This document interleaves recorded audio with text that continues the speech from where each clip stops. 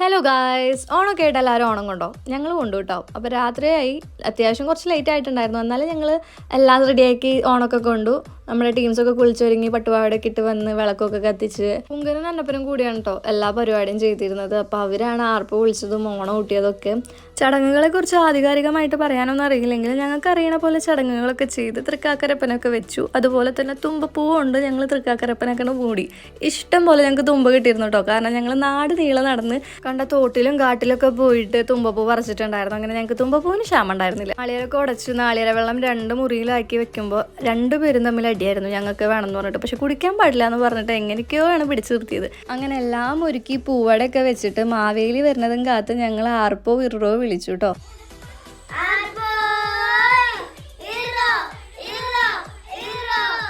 അപ്പോൾ ഇതായിരുന്നു ഞങ്ങളുടെ ചെറിയ ഓണം കൊള്ളൽ. എല്ലാവർക്കും ഹൃദയം നിറഞ്ഞ ഓണാശംസകൾ നേരുന്നു. അപ്പോൾ ബൈ ഗൈസ്.